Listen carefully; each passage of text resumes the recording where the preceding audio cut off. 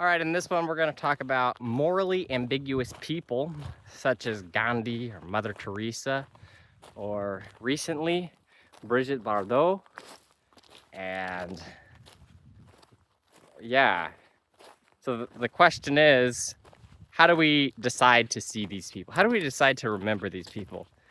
And I think it does a good job to talk about like Gandhi and Mother Teresa, because they kind of had, well, nowadays, at least where I'm from, I think they're seen as saintly, right? Even the idea, like if I were to go and tell somebody like, nah, they're not actually to be revered, they had a morally ambiguous life, they would look at me and judge me. Like they'd be like, no, you don't know how to judge ethics, right? Because of my judgment of those people who largely in the modern zeitgeist are seen as saints. And I think this is a big problem, like the idea that you could live your life and hurt a lot of people and do some good stuff, and then after you die, it's basically up to chance.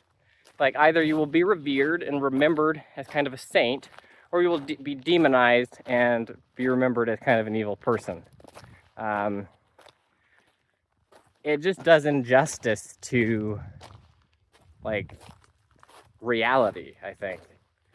And I think it's also not great for like the message that it sends to people, that the way you live your life, it matters, but mostly how you're going to be remembered is up to chance. Like, I will say that I think there is a strong bias. Maybe? Is it a strong bias? What do you think? In favor of people? So if somebody did like 50% good and 50% bad, we would have a more favorable view of them. I mean, it's really hard to define 50% good and 50% bad. Like, that's measuring ethics quantitatively, which is just not an easy thing to do. But yeah, it does kind of seem like we're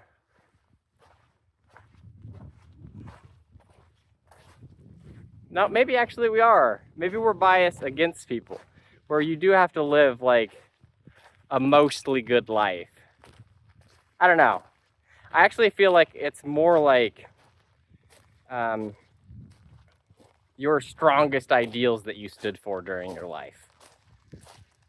Those are the things that you get remembered for. Like that is like what represents you going into the future. So like Mother Teresa, just being somebody willing to, sacrifice and live in squalor for the sake of helping the poor. That's what kind of gets remembered, and not the kind of message she gave the poor, which is that you need to silently suffer and just endure it, and that's it. This is your life here, so don't worry about changing anything. Like, I think that's maybe the case, and I could see that as being okay, I guess. Like a person as a symbol represents an idea in our minds of something, of some way of living, and then that's what we carry forward of them. It's just not always very fair, because sometimes a person can be generally a good person, but have like an unusual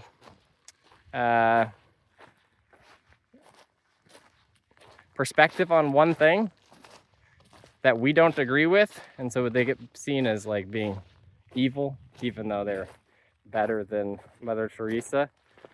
I don't know. Well, I was going to talk about the thought experiment with having 1 million spiders in your basement that you torture every night, but also during the day you go and massage ladybugs to make up for those evil acts, and how we could say that that's makes you morally balanced, let's say, and how that person would be different than somebody who is also morally balanced but did the same thing only with one ladybug and one spider.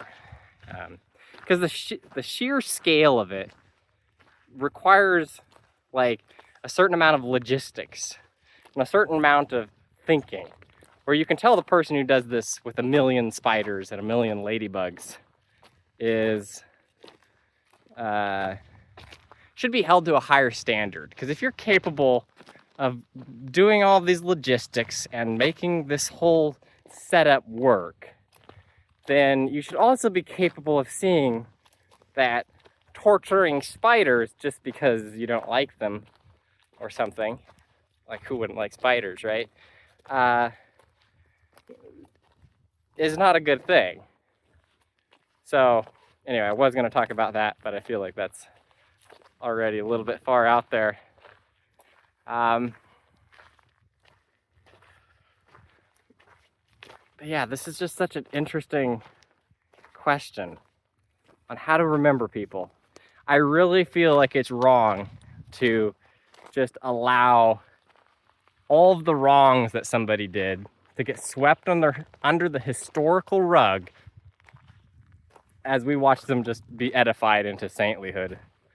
It feels like such a betrayal to all the people that got hurt by this person, right?